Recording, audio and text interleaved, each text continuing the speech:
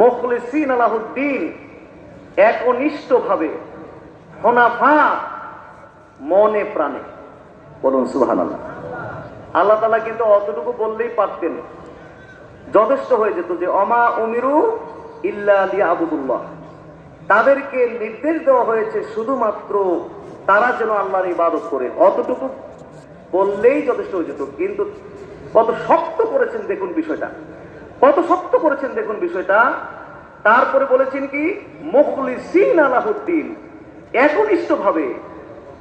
এখানেও থামলেন না, আবার বললেন হুনাফা, মনে প্রাণ। তাহলে এই আয়াতে কারিমার দ্বারা ইবাদতের মধ্যে ইখলাসটা কি ফরজ সাব্যস্ত হয়ে গেল। জোরে বলুন, কি সাব্যস্ত হয়ে গেল? এছাড়াও আরো অসংখ্য আয়াতে আল্লাহ তাআলা বলছেন, যেমন বলছেন যে ফাবুদিল্লাহ মুখলিসান লাহুদ্দিন, আল্লাহর নবীকে আল্লাহ তাআলা নির্দেশ করেছেন, অতএব আপনি একনিষ্ঠভাবে আল্লাহর ইবাদত করুন। সুবহানাল্লাহ। সূরা জুমারে আল্লাহ আরো বলছেন, কুল ইন্নী উমিরতু আন আবুদাল্লাহ মুখলিসান লাহুদ্দিন, নবী আপনি বলে দিন যে নিশ্চয় আমাকে নির্দেশ দেওয়া হয়েছে আমি যেন একনিষ্ঠভাবে আল্লাহর ইবাদত করি। এইভাবে অসংখ্য আয়াতে কারিমায় আল্লাহ তাআলা ইবাদতের মধ্যে ইখলাসের নির্দেশ দিয়েছেন। বলুন না সুবহানাল্লাহ। আবার প্রিয় নবী সাল্লাল্লাহু আলাইহি ওয়াসাল্লাম থেকেও হাদিস বর্ণিত হয়েছে, যেমন আমি ভূমিকার মধ্যে হাদিসটা পড়েছি, সুনান নাসাইর হাদিস, আবু উমামা আল বাহিলি তিনি হাদিসটা বর্ণনা করেছেন। তিনি বলছেন, যা রাজুলুন ইলান নবী সাল্লাল্লাহু আলাইহি ওয়াসাল্লাম ফাকাল, এক ব্যক্তি আল্লাহ রাসূলের কাছে এসে বললেন, আরাআইতা রাজুলান গাজা ইয়ালতামিসুল আজরা ওয়া যিকরা মা লাহু, আল্লাহ রাসূল ওই ব্যক্তির ব্যাপারে আপনি কি বলেন? ওই ব্যক্তির ব্যাপারে আপনি কি বলেন যে ব্যক্তি যুদ্ধ করে, জিহাদ করে, ইয়ালতামিসুল আজরা কোন বিনিময়ে, ওয়া যিকরা অথবা সুনাম সুখ্যাতির উদ্দেশ্যে, বিনিময় এবং সুনাম সুখ্যাতির উদ্দেশ্যে কোন ব্যক্তি জিহাদ করে, এই ব্যক্তির ব্যাপারে আপনি কি বলেন? আল্লাহ রাসূল বললেন যে মা লাহু, না তার জন্য কিছুই নাই, তার জন্য আল্লাহর কাছে কিছুই নাই। ফাদাহা সালাসা মাররাতিন, লোকটি আল্লাহ রাসূলকে তিনবার এই কথাটা জিজ্ঞেস করলেন। ইয়াকুলু রাসূলুল্লাহ সাল্লাল্লাহু আলাইহি ওয়াসাল্লাম, তিনবারই আল্লাহ রাসূল তাকে বলে দিলেন লা শাইআ লাহু, তার জন্য কিছুই নাই, আল্লাহর কাছে তার জন্য কোনো বিনিময় নাই। আর শোনো, সুম্মা ক্বাল, তারপর বলেছেন শোনো, ইন্নাল্লাহা লা ইয়াকবালু মিনাল আমালি ইল্লা মা কানা খালিসান, শোনো নিশ্চয় আল্লাহ তাআলা কবুল করেন না কোন আমল মা কানা লাহু খালিসান, যে আমলটির মধ্যে ইখলাস নাই। অত্তুকিয়া বি ওয়াজহু, এবং যেই আমলের মধ্যে আল্লাহর সন্তুষ্টি তালাশ করা হয় না, ওই আমলকে আল্লাহ তাআলা কবুল করে না। তাহলে আয়াতে কারিমা এবং হাদিসগুলোর দ্বারা প্রমাণিত যে ইবাদতের মধ্যে ইখলাস, ইখলাস যদি না থাকে তাহলে ইবাদত মূল্যহীন। এই ইবাদত কি? মূল্যহীন। দেহের মধ্যে রূহ না থাকলে যেরকম দেহটি মূল্যহীন হয়ে যায়, ইবাদতের মধ্যে ইখলাস না থাকলে ইবাদতটি এরকম কি হয়ে যায়? মূল্যহীন হয়ে যায়। তাহলে বলুন দেখি, আমরা তো মাশাআল্লাহ বহু ইবাদত বন্দেগী করি, কি বলেন ঠিক না? বিশেষ করে বাংলাদেশের মানুষের ব্যাপারে সারা পৃথিবীর মানুষ জানে যে বাংলাদেশের মানুষ হলো ধর্মপ্রাণ। বাংলাদেশের মানুষ হলো পৃথিবীর মধ্যে সবচেয়ে বেশি ধর্মপ্রাণ। কিন্তু সমস্যা একটাই যে শুধু আমল করতে জানি, কিন্তু এই আমলটা আল্লাহ তাআলার কাছে কিভাবে গ্রহণযোগ্য হবে, কবুলযোগ্য হবে, ওই সমস্ত বিষয়গুলো কিন্তু আমরা খেয়াল করতে চাই না। সেই বিষয়গুলো আমরা খেয়াল করতে চাই না। তাহলে এত কষ্ট করে আমল করব, না জানার কারণে, বেখেয়ালের কারণে এর নেকি নষ্ট হয়ে যাবে, নেকি পাবো না। এটা কি কোনো বুদ্ধিমান এই কাজ করতে পারে? জোরে বলুন, বুদ্ধিমান এই কাজ করতে পারে? তাহলে এই বিষয়টা খুবই লক্ষণীয় একটা বিষয়, কি বলেন ঠিক না? এবং এটা একটা তরিকতের বিষয়। কিসের বিষয়? তরিকতের বিষয়। আমরা অনেক সময় তরিকতের ওয়াজ শুনি। তরিকত কি ভিন্ন কোনো ধর্মের নাম নাকি? তরিকত কি ভিন্ন কোনো ধর্মের নাম? তরিকতের উৎস কি? কোরআন সুন্নাহ। বলুন, কোরআন। তরিকতের উৎস হলো কোরআন সুন্নাহ।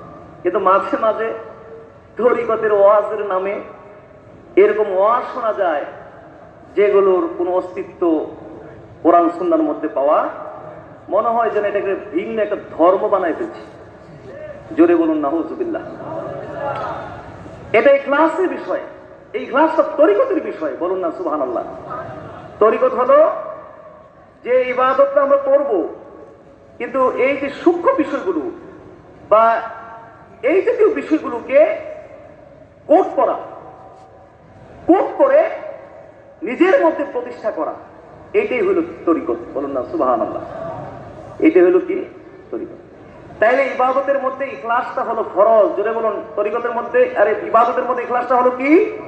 ফরজ।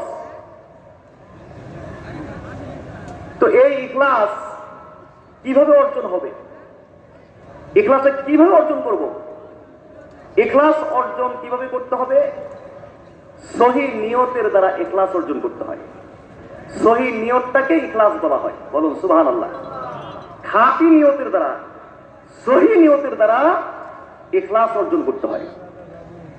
তাইলে ইবাদত ছোট যদি হয়, তাইলে ইখলাসের কারণে, সহি নিয়তের কারণে ছোট ইবাদতটাও বড় হয়ে যায়।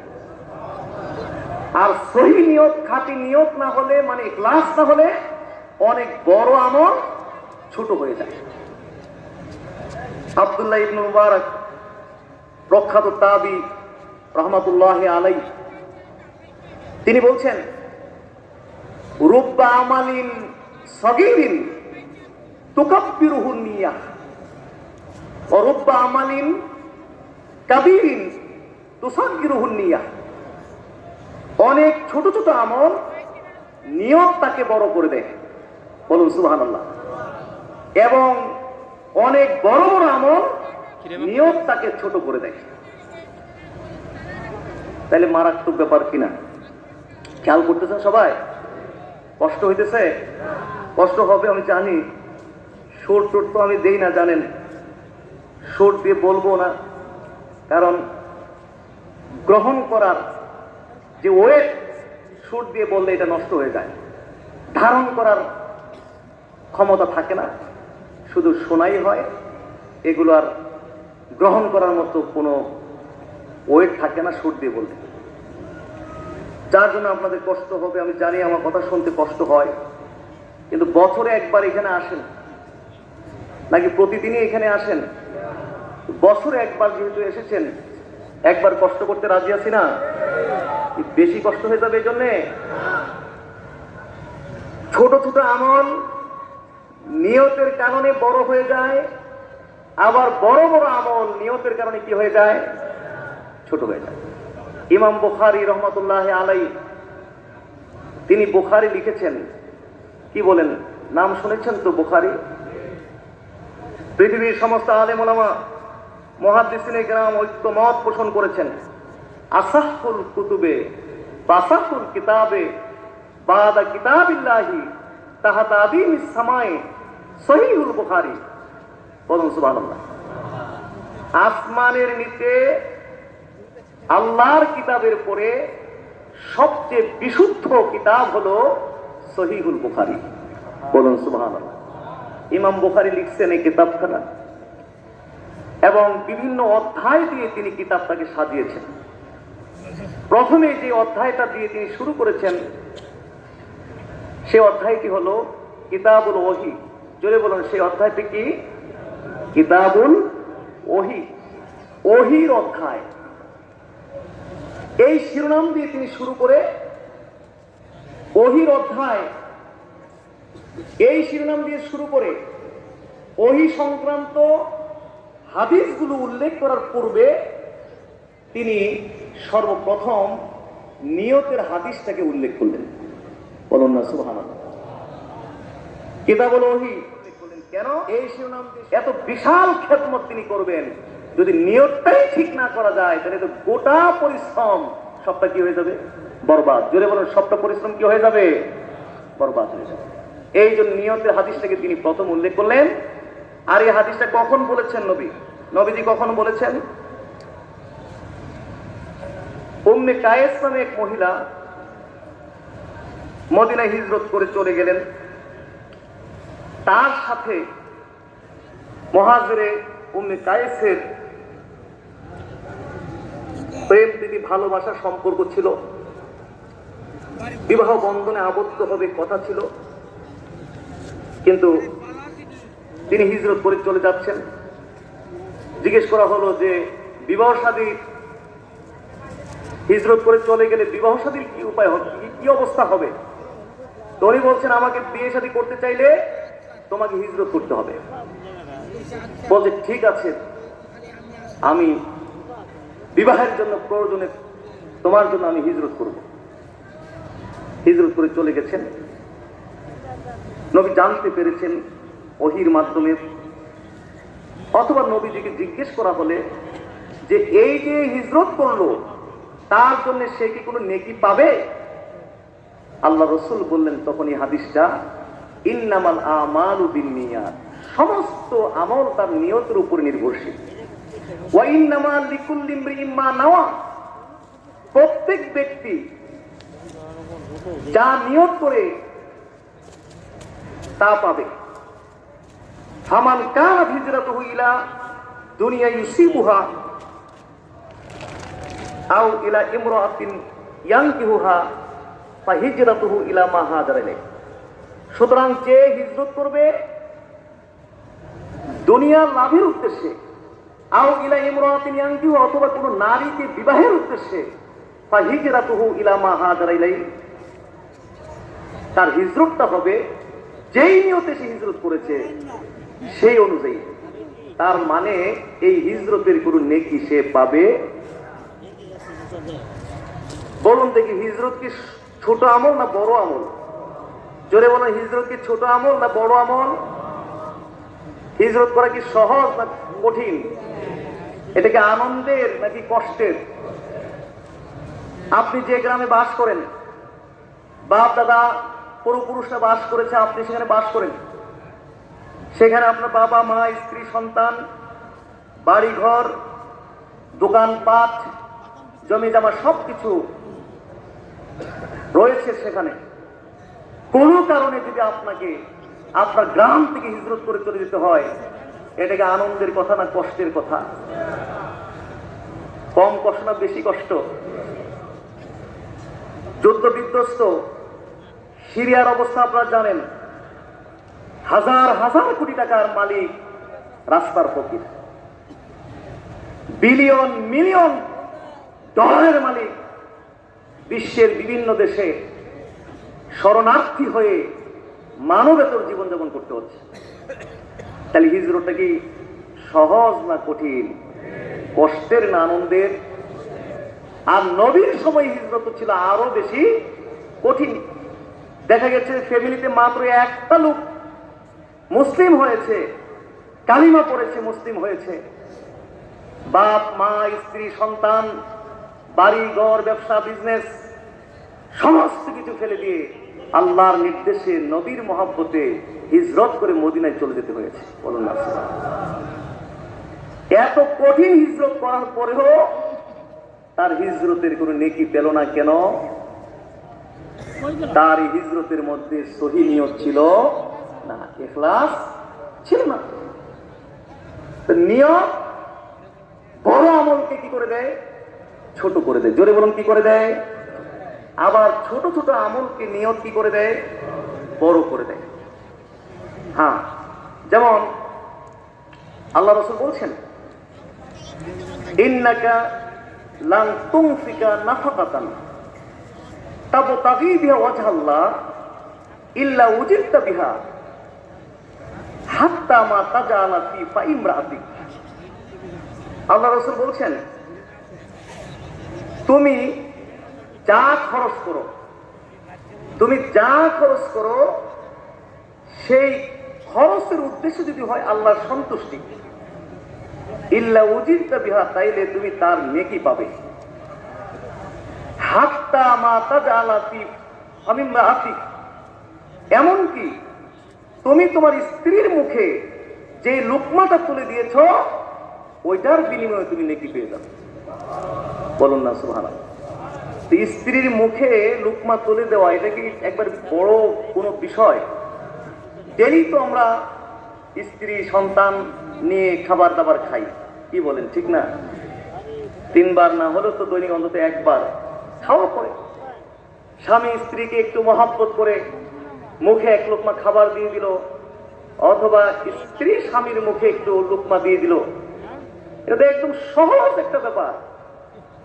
কিন্তু এটার মধ্যে সহি নিয়ত থাকার কারণে আল্লাহর নির্দেশে স্ত্রীকে ভালোবেসে তার মুখে আমি খাবারটা দিচ্ছি, এই কারণে দেখা গেছে এটাও নেকি। এটার জন্য আল্লাহ তাআলা আপনার আমল নামায় নেকি লিখে দিবেন। বলুন না সুবহানাল্লাহ। তাহলে ছোট জিনিস নিয়তের কারণে কি হয়ে যায়? মা মিন মুসলিমিন ইয়াজরিসু গারসান ইল্লা কানা মা উকিলা মিনহু, আল্লাহ রাসূল বলছেন কোন মুসলিম বৃক্ষরোপণ করেছে, কি করেছে? বৃক্ষরোপণ করেছে, একটা গাছ লাগিয়েছে। এই গাছ থেকে আপনি খাচ্ছেন, আপনার ফ্যামিলির সদস্যরা খাচ্ছে, আপনার আমল নামায় নেকি লেখা হচ্ছে, সৎকার নেকি। কিসের নেকি? লাহু সাদাকা, তার জন্য কি? সৎকার নেকি এর মধ্যে রয়েছে। বলুন না সুবহানাল্লাহ। শুধু তাই নয়, ওমা সুরিকা মিনহু লাহু সাদাকা, চোর যে আপনার বৃক্ষ থেকে ফল নিয়ে যাচ্ছে, ফল নিয়ে খেয়ে ফেলছে বা ফল চুরি করে নিচ্ছে, হ্যাঁ, এটার জন্য আপনার আমল নামায় সৎকার নেকি লেখা হয়েছে। বলুন না সুবহানাল্লাহ। চোরের জন্য মুশকিল, সমস্যা, এটা আপনাকে দিতে হবে, শাস্তি ভোগ করতে হবে, আর এক্সট্রা আপনি কি পেয়ে গেলেন? সৎকার নেকি আপনি পেয়ে গেলেন। সুবহানাল্লাহ। হ্যাঁ, ওমা কালাতিস সাবু ফাহুয়া লাহু সাদাকা, ওই যে বন্য প্রাণী আপনার লাগানো গাছ থেকে ফল খেয়ে ফেলছে, ওইটার জন্য আপনার আমল নামায় সৎকার নেকি লেখা হচ্ছে। ওমা আকাশে তৈর ফাহুয়া লাহু সাদাকা, পাখিদের ঠোকর দিয়ে দিয়ে দিয়ে দিয়ে আপনার বড়ই গাছ থেকে বড়ি খাচ্ছে বা পেয়ারা খেয়ে ফেলছে ঠোকর দিয়ে দিয়ে, ওটার জন্য আপনার আমল নামার মধ্যে সৎকার নেকি লেখা হচ্ছে। বলুন না সুবহানাল্লাহ। তাইলে যাই হোক, ছোট আমল নিয়তের কারণে এটা কি হয়ে যায়? বড় হয়ে যায়। এমনকি আল্লাহ রাসূল এইভাবে বলতে গিয়ে তিনি বলছেন যে প্রত্যেক ইন্না বিকুল্লি তাসবিহাতিন সাদাকা, প্রত্যেকটি তসবির বিনিময়ে একটা করে সৎকার নেকি আপনার লেখা হবে। তসবিহ মানে কি? সুবহানাল্লাহ বলছেন না, সৎকার নেকি লেখা হয়ে গেছে আপনার আমল নামায়। ওয়া কুল্লি তাকবীরাতিন সাদাকা, প্রত্যেকটি তাকবীর আল্লাহু আকবার যতবার বলছেন আমল নামায় সদকা। বলুন সুবহানাল্লাহ। তাহমিদাতিন সাদাকা, আলহামদুলিল্লাহ বলছেন সদকা লেখা হচ্ছে। তাহলিলাতিন সাদাকা, লা ইলাহা ইল্লাল্লাহ বলছেন সদকা লেখা হচ্ছে। সুবহানাল্লাহ। আমরিন বিল মারুফ সাদাকা, কাউকে ভালো কাজের নির্দেশ করেছেন এর জন্য সদকা পেয়ে যাচ্ছেন। ওয়া নাহিন আনিল মুনকার, কাউকে মন্দ থেকে আপনি নিষেধ করলেন এর জন্য সদকা পেয়ে যাচ্ছেন। সুবহানাল্লাহ। এইভাবে বলতে বলতে আল্লাহ রাসূল কি বলছেন? ওয়াফি বুদে আহাদিকুম সাদাকা, স্ত্রী সহবাসের বিনিময়ে তুমি সদকা পেয়ে যাচ্ছ। সদকার নেই। সাহাবীরা জিজ্ঞেস করছে যে আল্লাহ এটা কি বললেন? স্ত্রী সহবাস তো মানুষের জৈবিক চাহিদা পূরণের জন্য, শারীরিক চাহিদা পূরণের জন্য এই কর্ম করে থাকে, তো এটার মধ্যে আবার সৎকার কিসের? বিনিময় কি এটার মধ্যে? আল্লাহ রাসূল বলছেন যদি কেউ অবৈধ স্থানে সে ব্যবহার করত তাইলে কি তার জন্য পাপ হতো? সাহাবী, হ্যাঁ অবশ্যই পাপ হতো। তাইলে সাহাবী, তুমি বুঝতে পারছো না কেন? অবৈধ পথে